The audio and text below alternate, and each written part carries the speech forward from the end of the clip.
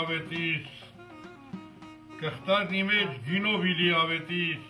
Անշուշտ բոլորը կփաստեն, որ հայ ժողովրդի մասին խոսելիս տարբեր ազգեր մշտապես ընդգծում են հային բնորոշ բնավորության գծերից մեկը հյուրասիրությունը։ Հյուրասիրությունը մեր ժողովրդի մեջ արմատացած բնավորության գծերից է ու ինչպես ասում են, գալիս է անհիշելի ժամանակներից։ Ասածից մասին է փաստում այն, որ հայ ժողովուրդը միակն է, որ իր դիսաբանության մեջ ունեցել է հյուրասիրության աստվածություն, դա Վանատուրն է։ Վանատուրի տոնը նշվել է հին հայոց տարեգլխի ամանորի առաջին օրը, ինչի համար հաճախ նրան անվանել են Ամանորյա դից։ Վանատուրի հետ միասին մենք ունեցել ենք նաև Ամանոր անունով աստվածություն։ Այսինքն, եթե Ամանորը խորհրդանշում էր նոր տարին ու նրա բերած նոր պտուղներն ու մրգերը, ապա Վանատուրը, որ բառացի նշանակում է օթևան տվող հյուրընկալ, խորհրդանշում էր Նավասարդը։ Նավասարդի մեկին էլ, երբ հասունացել են պտուղները, ժողովուրդը հավաքվել է Բագրևան գավառում նպատ լեռան ստորոտին գտնվող Բագավանի տաճարում ու մեծ շուքով տոնախմբություն կազմակերպել, ինչը զուգակցվել է մեծ հյուրասիրությամբ։ Հայոց աշխարհում քրիստոնեությունը պետական կրոն հռչակվելուց հետո Վանատուրի տոնը Գրիգոր Լուսավորչի կողմից փոխակերպվեց Սուրբ Կարապետի հիշատակին նվիրված տոնի։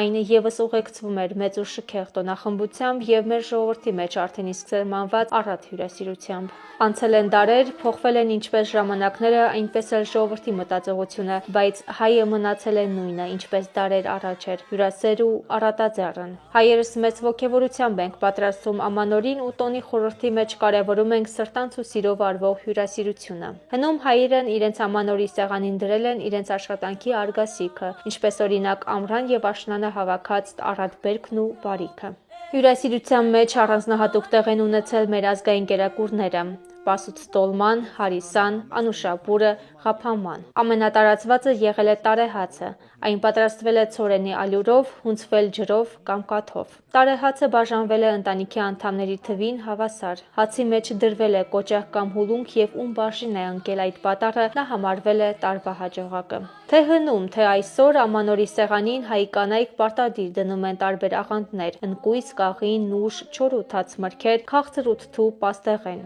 Հայկական սեղանի քաղցրավենիքների շարքում պատվավոր տեղ ունի հայ կնոջ ձեռքով թխված հայկական գաթան, փախլավան եւ բազմատեսակ քաղցրավենիքներ, առանց որոնց Ամանորի սեղանը հնարավոր չէ պատկերացնել։ Ի դեպ, խորհրդային տարիներից սկսած մեր սեղաններին հայտնվեցին մեծ թվով մսով պատրաստված ուտեստներ՝ քյուֆթա, խորոված, հետո սեղանին հայտնվեց խոզի բուդը կամ հնդկահավը։ Նկատենք, որ սրանք հայկական ավանդույթի մաս չեն կազմում։ Այսօր էլ անգամ այս սոցիալական ծանր վիճակում մեր ժողովուրդը փորձում է անել հնարավորը Ամանորի առատ սեղանը ունենալու եւ հնարավորինս ճոխ հյուրասիրություն կազմակերպելու համար։ Ասում են, չէ, ինչքան ճոխ ու առատ լինի սեղանը, այնքան տարին հաջողակ կլինի։ Բայց այս ամենով հանդերձ չմոռանանք Ամանորի խորհուրդներից մեկը։ Հեռով անենք մեզանից բացասականը, վատ տրամադրությունը, հետևում թողնենք գժտությունները եւ պայծառ ու լուսավոր տրամադրությամբ նշենք մեր Ամանորը։